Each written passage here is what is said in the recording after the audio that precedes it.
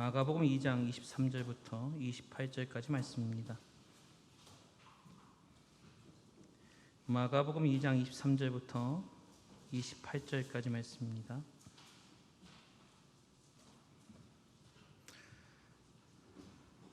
안식일에 예수께서 밀밭 사이로 지나가실새 그의 제자들이 길을 열며 이삭을 자르니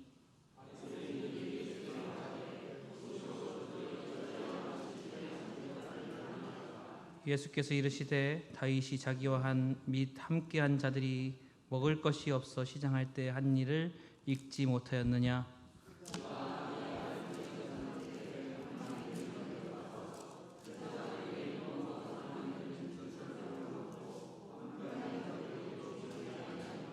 또 이르시되 안식일이 사람을 위하여 있는 것이요 사람이 안식일을 위하여 있는 것이 아니니. 아멘.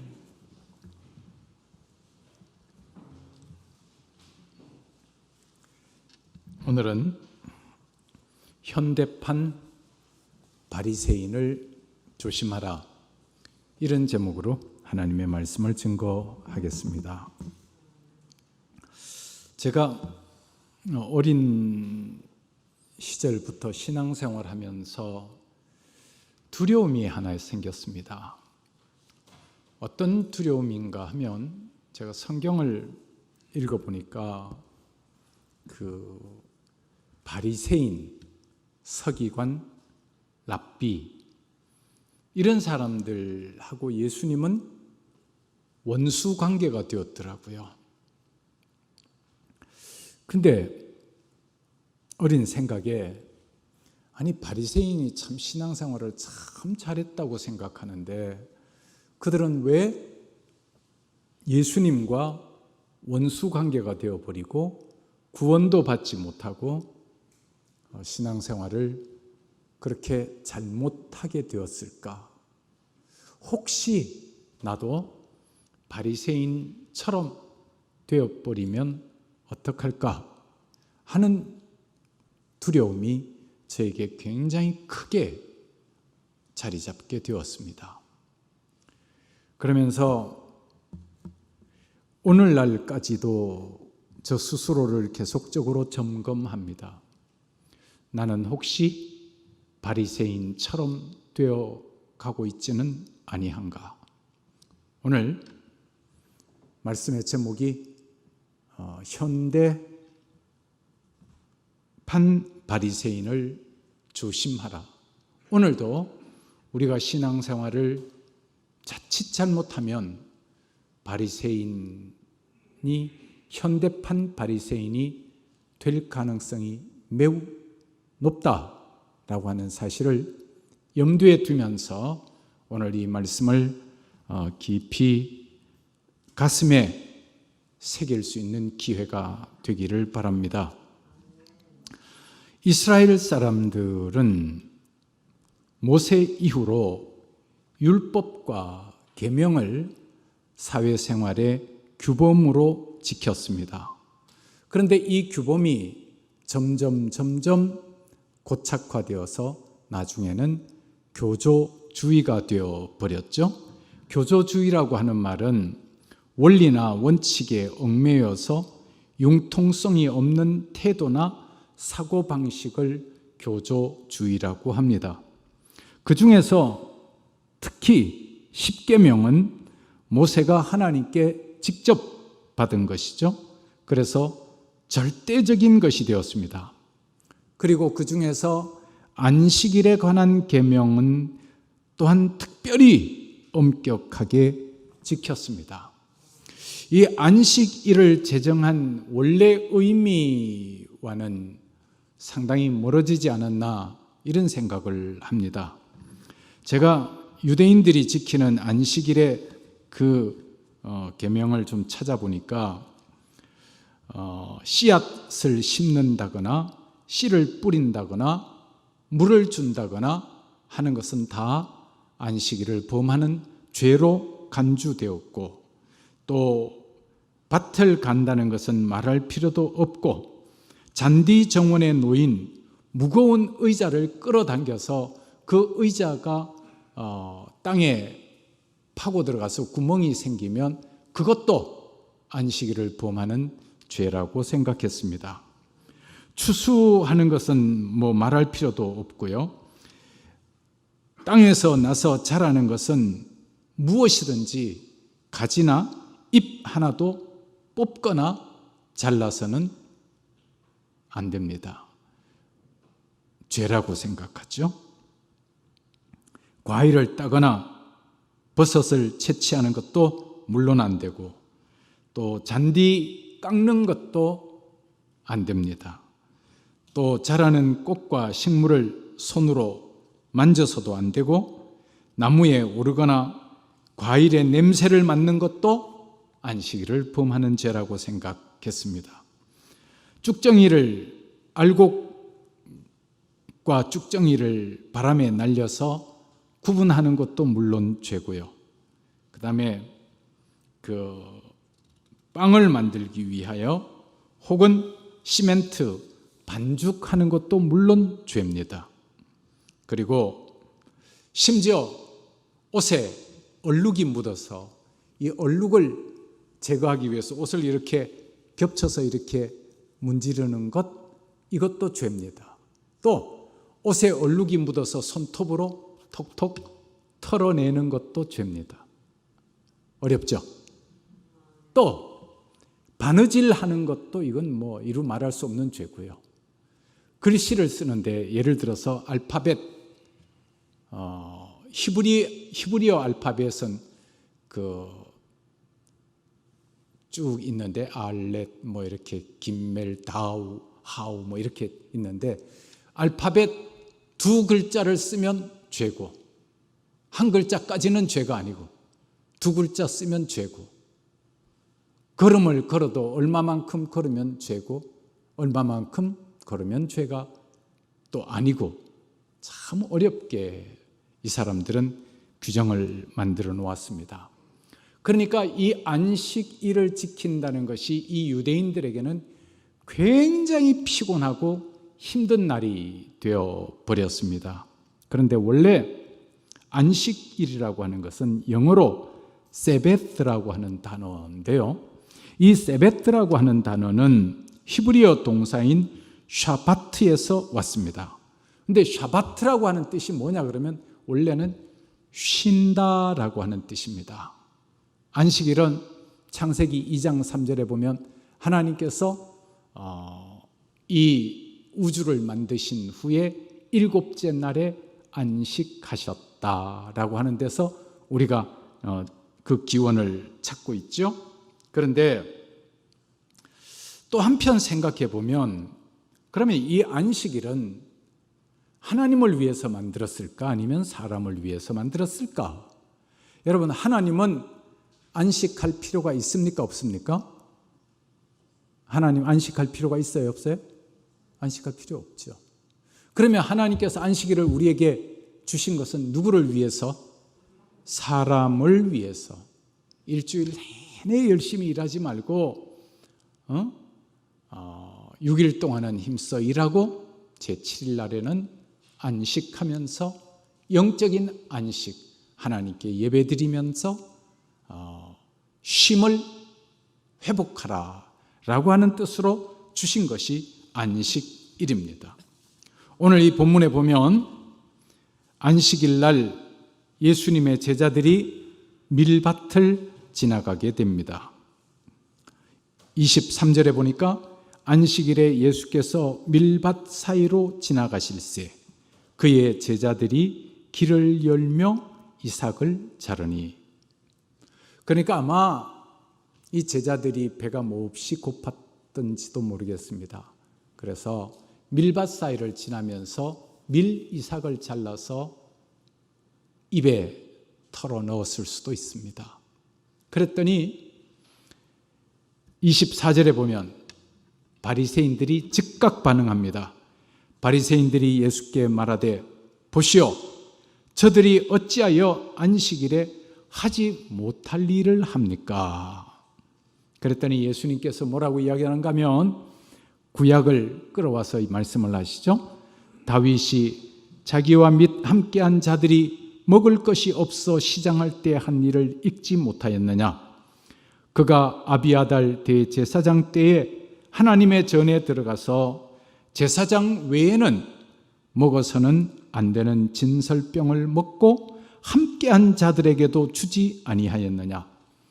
다윗이 사울을 피해서 도망 다닐 때 먹지 못하고 굶주렸습니다.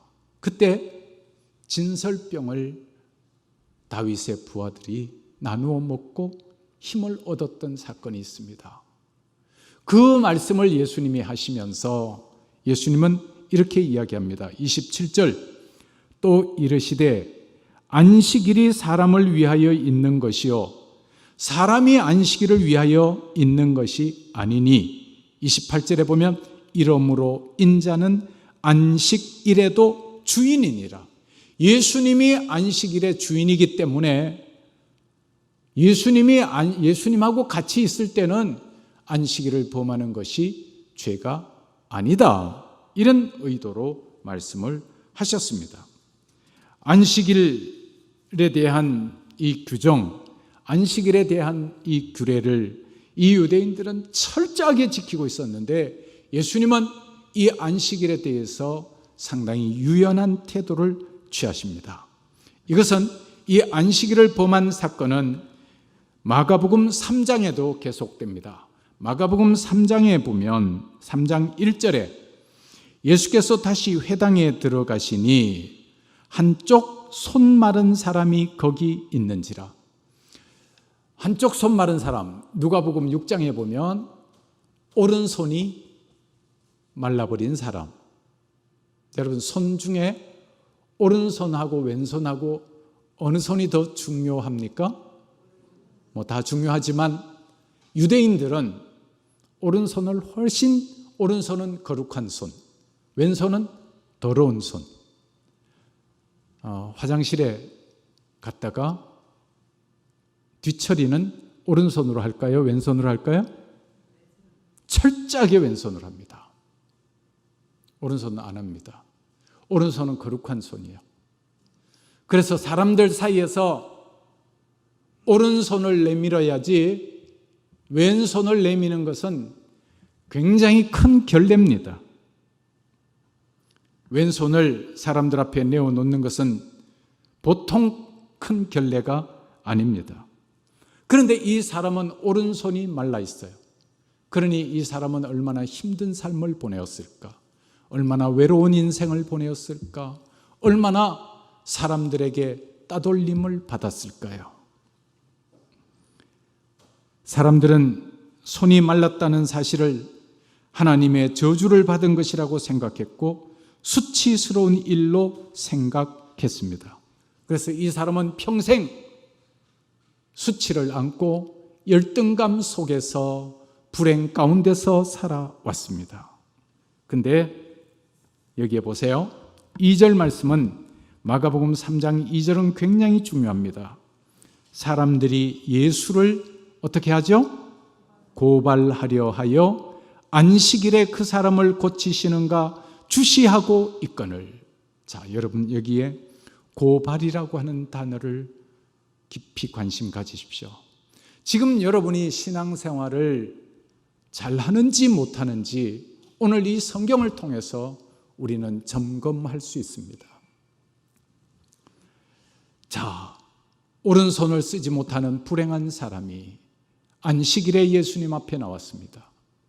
그러면 예수님이 이 사람을 만났으니 이 사람이 고침을 받으면 얼마나 좋은 일입니까?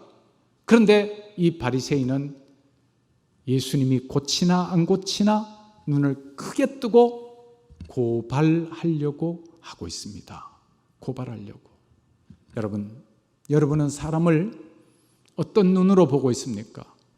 저 사람이 혹시 잘못이 있나 없나? 저 사람이 어떤 실수를 하나 안 하나? 눈을 뜨고 여러분이 찾아보고 있다면 여러분의 신앙은 건강한 신앙이 아닙니다. 바리새인적인 신앙입니다.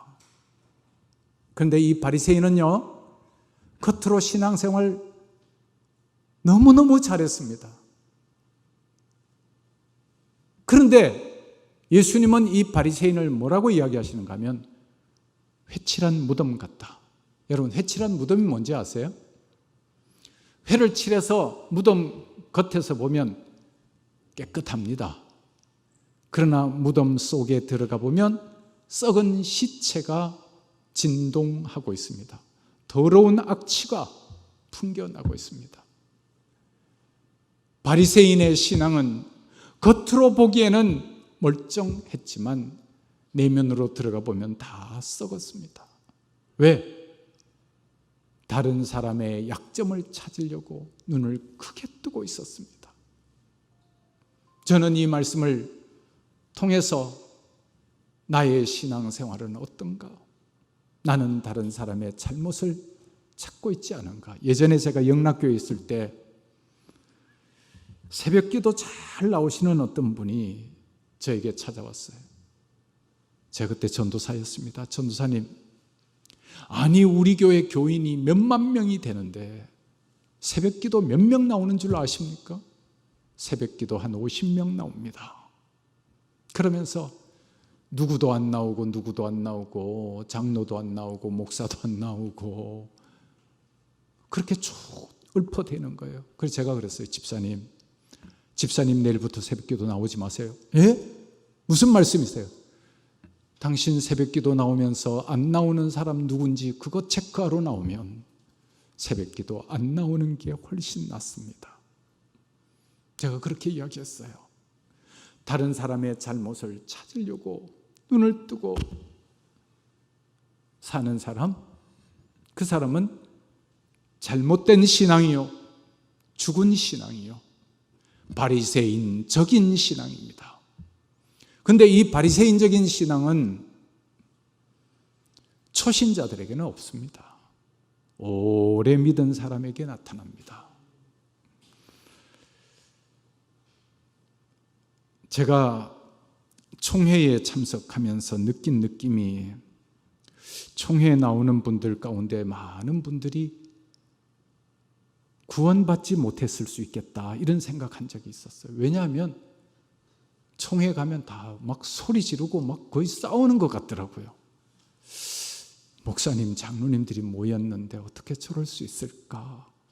저로서는 가슴 아픈 일이었습니다. 그 다음에 예수님은 어떻게 했을까요? 3절에 보세요.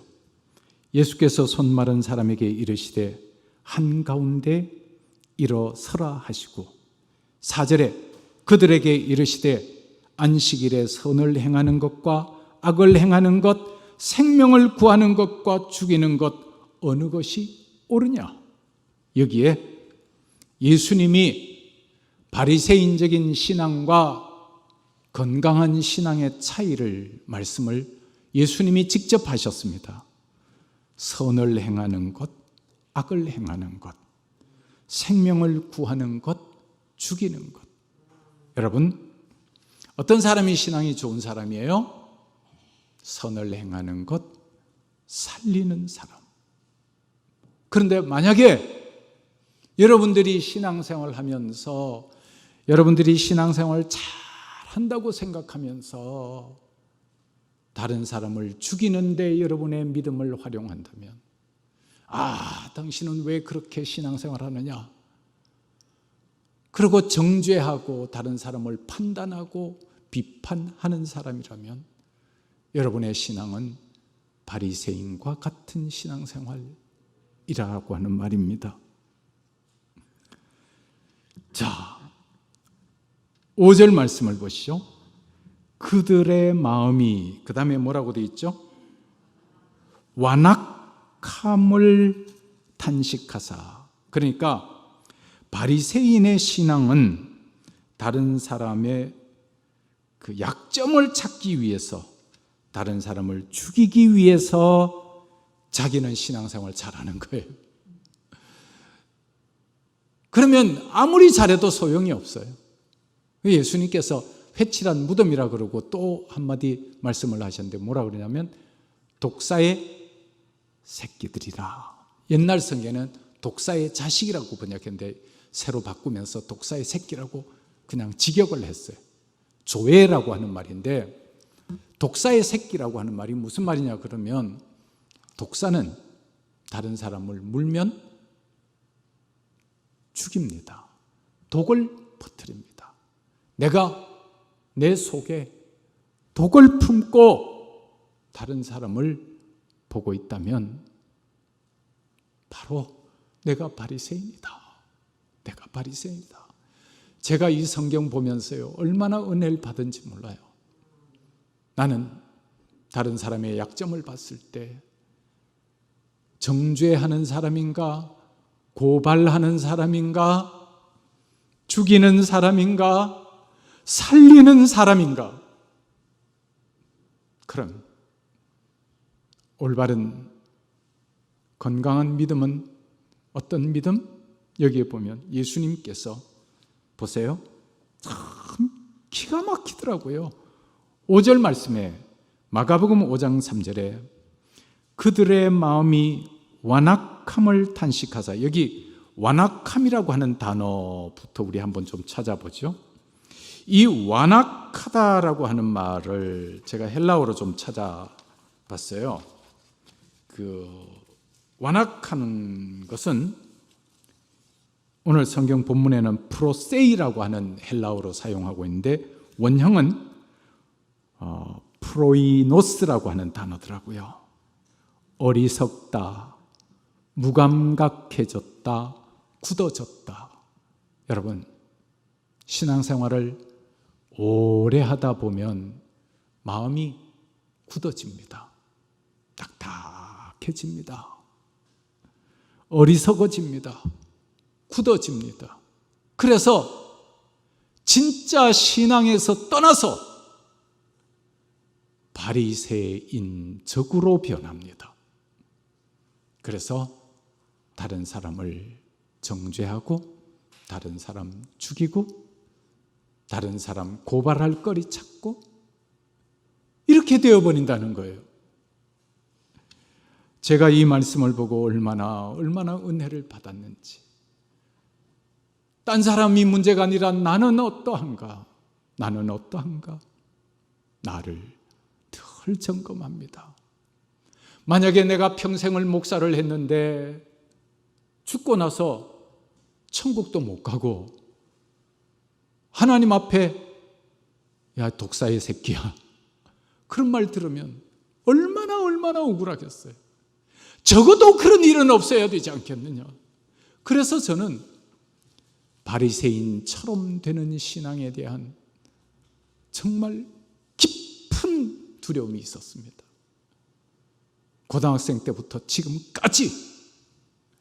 그래서 저는 솔직히 다른 사람 정죄할 자신이 없어요. 그럼 예수님은 어떻게 했을까? 예수님이 어떻게 하셨을까? 그게 중요하잖아요. 여기 보세요. 5절에 그들의 마음이 완악함을 탄식하사 노하심으로 그들을 둘러보시고 그 사람에게 이르시되 내 손을 내밀라 하시니 내 밀매 그 손이 그 다음 말이 중요해요. 뭐예요? 회복되었더라. 할렐루야.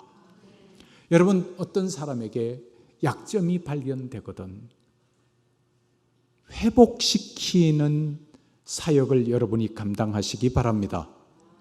아멘. 회복시키는 것. 예수님의 사역은 용서하시고 현장에서 간음하다 잡힌 여인, 예수님이 나도 너를 정죄하지 아니하노니 가서 다시는 죄를 범하지 말라 그랬죠? 정죄하지 않고 그 다음에 어떻게 하나요? 여기에서는 회복이라고 하는 단어. 맞아. 내가 사역할 사역은 회복이야. 상처받은 사람의 마음이 회복되고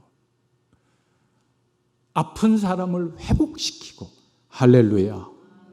근데요, 그 여자 친한 친구가 있었습니다. 두 사람이 있었는데 이 한 사람이 결혼해서 맞지 않아서 이혼을 해서 불행하게 살고 있었습니다. 근데 자기 친구는 남편에게 사랑받고 참 행복하게 살거든. 그런데 여러분, 행복하게 산다고 해서 항상 행복한 건 아니잖아요. 부부싸움 할 때 있겠어요, 없겠어요? 어느 날 부부싸움을 크게 했어요. 그랬더니 친한 친구에게 제 남편 욕을 합니다. 우리 남편이 오늘 나에게 이렇게 했고 이렇게 했다. 그랬더니 그것을 다 듣고 이 친구가 뭐라 그런 거예요? 야, 들어보니까 니네 남편 형편은 없네? 싹수가 노랗다. 그래가지고 꼬드겼어요. 뭐 하라고? 이혼해. 자꾸 만날 때마다 자꾸 이야기를 하는 거예요. 이혼하면 얼마나 돌싱이야, 얼마나 자유로운지 아냐? 너 한 번밖에 없는 인생을 그렇게 살게? 돌싱으로 자유를 누리며 행복하게 살자? 결국 이혼했어요. 이 사람 잘하는 거예요, 못하는 거예요? 아주 나쁜 친구예요. 아주 나쁜 친구예요. 진짜 친구는 이혼하지 않도록 회복시키는 역사. 회복시키는 역사. 회복이라고 하는 단어가 전 너무 은혜가 되더라고요. 예수님은, 바리새인은 고발하는 신앙, 죽이려고 하는 신앙, 예수님은 용서하는 신앙, 회복시키는 마음. 사랑하는 성도 여러분, 여러분 남편이 잘해도 남편 회복시키시길 바랍니다. 아내가 잘못해도 회복시키는 사역을 하시길 바랍니다. 아멘. 참 얼마나 아름다운지 모르겠어요. 그런데 바리새인은 어떻게 했죠? 6절에 보세요. 바리새인들이 나가서 곧 헤롯 땅과 함께 어떻게 하여 예수를 그 다음에 죽일까 의논하나라. 죽일까 의논하니라. 바리새인은 고발하고 또 정죄하고 나아가서 죽이려고 합니다. 제가 무릎을 딱 쳤습니다. 맞아. 신앙생활은 이렇게 하는 거야. 만약에 고발하고 정죄하고 다른 사람을 죽이려고 하는 마음이 여러분 속에 있다면 여러분의 신앙은 건강한 신앙입니까? 병든 신앙입니까? 병든 신앙입니다. 그런데 우리나라 문화가 체면 문화권 속에 포함되어 있습니다. 공자, 맹자, 논어, 중용 이 사상들이 다 이 체면 문화권인데 체면 문화권에서 나온 말이 벼룩이도 얼굴이 있지. 아니죠? 벼룩이도 낯짝이 있지. 그 다음에 군자는 대로행, 또 사흘 굶어도 뭐라 그럽니까? 하여튼 그런 거 전부 다 체면 문화권에서 나온 거예요. 그 우리나라 신앙생활이요, 겉면만 중시하는 바리새인적인 신앙이 되기가 매우 쉽습니다. 문화 자체가 체면 문화권이니까. 그러면 제가 그게 두려운 거예요. 회칠한 무덤, 완전히 겉다르고 속다르다는 거 아니요? 겉다르고 속다른 사람, 바리새인이요. 그러면 진짜 예수 믿는 사람은 어떡하냐? 이 모든 걸 합쳐서 보니까 용서하는 사람, 덮어주는 사람, 회복시키는 사람, 살리는 사람. 여러분의 신앙은 어떤 신앙입니까? 시간이 지날수록 점점 바리새인적인 신앙이 되어가고 있는가? 아니면 예수님을 닮아가고 있는가? 어떤 그 인터넷에 보니까 예화가 아주 재밌는 예화가 하나 있더라고요. 그냥 그대로 여러분에게 소개합니다. 중학교 1학년을 가르치는 크리스천 선생님의 이야기인데, 여선생님인데 학생 중에 아주 우수한 학생이 있습니다. 가장 좋은 1등으로 들어왔다가 1년 동안 성적이 계속 쭉쭉쭉쭉 떨어집니다. 그래서 사람들이 이 학생을 문제아라고 취급하기 시작했습니다. 이 아이는 점점 더 반항적으로 되어갔고 학교 수업도 수시로 빠집니다. 선생님은 이유가 있을 것이다 찾아보니까, 카드를 보니까 종교에 기독교라고 되어 있었어요. 자기도 크리스찬이어서 이 학생을 위하여 먼저 기도하다가 부모님께 전화를 했습니다. 부모는 이미 따로 살고 있었습니다. 아들의 성적 문제로 의논하고 싶으니까 5월 5일날 학교에 오셔달라고 부탁을 했습니다. 아빠와 엄마를 같은 시간에 오라고 했습니다. 부모가 와서 보니까 배우자가 와 있거든요. 아주 기분이 나빴습니다. 이때 이 선생님이 이렇게 이야기합니다. 두 분의 아들이 잘못되어 가고 있어서 바로 잡으려면 부모님 다 모시는 것이 필요할 것 같아서 신뢰를 무릅쓰고 두 분을 모셨습니다. 그리고 용서해 주세요 하면서 이 아이의 시험 문제집을 보여주었습니다. 그 영어 시험이었는데 이 선생님이 또한 영어 담임 선생님이 영어 선생님이었습니다. 시험 답안지에 아들이 답은 하나도 안 쓰고 낙서를 했어요. 반항을 했죠. 휘갈겨 쓴 낙서를 통해서 뭐라고 써놨는가 하면 선생님이 거기에 빨간 줄을 쳐서 부모님에게 보여줍니다. 거기에 이렇게 기록되어 있어요. 아빠, 엄마, 난 누구하고 살아요? 이혼하면 난 누구하고 살아요? 아빠, 엄마, 난 누구하고 사냐? 나는 아빠, 엄마 두 분이 다 필요한데, 둘 다 필요한데. 그리고 마지막 한마디를 이렇게 썼습니다. 아빠, 엄마, 나를 사랑해서 이혼 안 하면 안 돼? 이렇게 써놓은 거예요. 이것을 본 순간 아버지가 고개를 떨어뜨립니다. 전교 1등으로 들어온 아이, 지금은 이제 꼴찌가 됐어요. 깊은, 어머니도 고개를 떨어뜨렸고 깊은 침묵이 흘렀습니다. 그때 선생님이 두 분이 기독교 배경을 가지신 것 같은데 저도 그리스도인입니다. 기도해도 되겠습니까? 네. 손을 잡고 기도합니다. 그 자리가 눈물의 자리가 되었고 그들은 어깨를 들썩이며 울기 시작했습니다. 아이를 봐서 다시 회복하면 안 되겠습니까? 그랬더니 이 부부가 그래야죠. 서로 손을 맞잡고 내가 잘못했어. 남편이 아내에게 내 잘못 때문에 이렇게 되었어. 아내도 아니요, 내 잘못도 크지요. 그래서 가정이 회복되었다. 오늘 저는 예수님은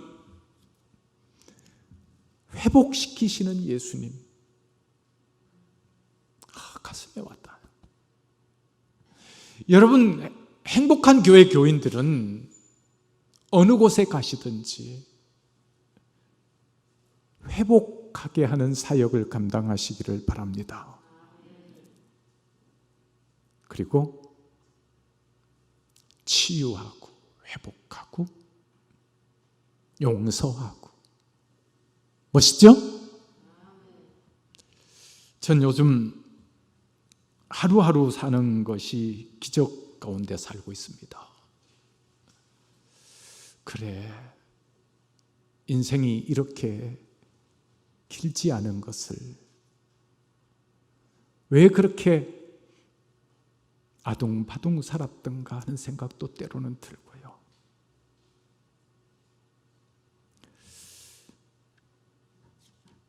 오늘 이 말씀을 보면서 그래, 예수님은 회복해 하시는 사역을 하셨구나. 오늘 이 자리에 예배를 드리시는 여러분,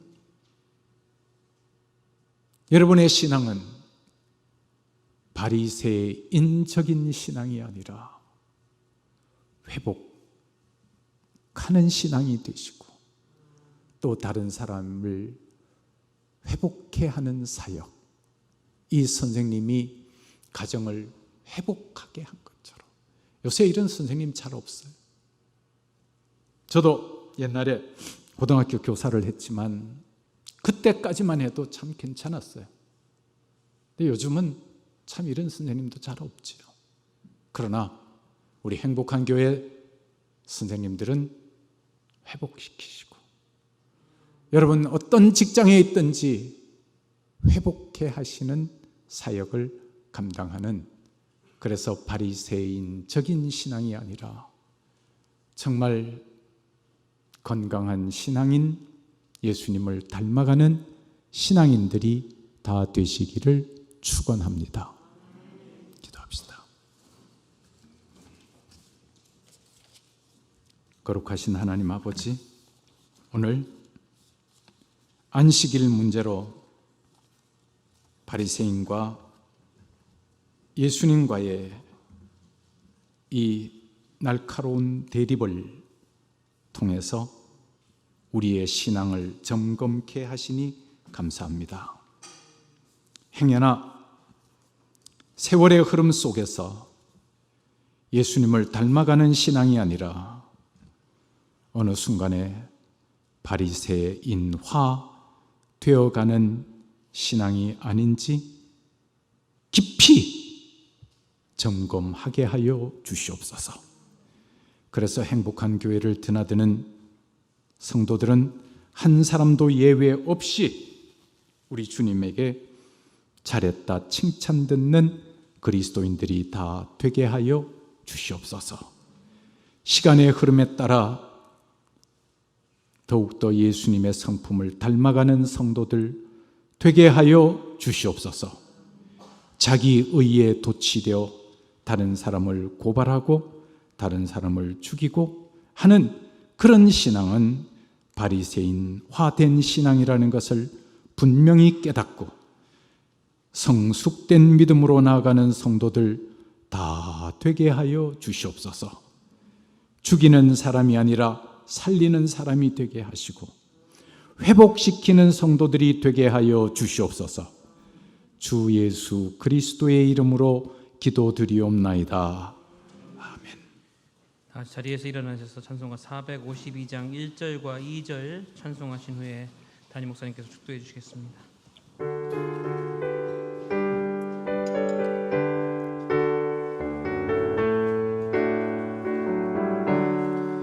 내 모든 소원 기도의 제목 예수님 닮기 원함이라.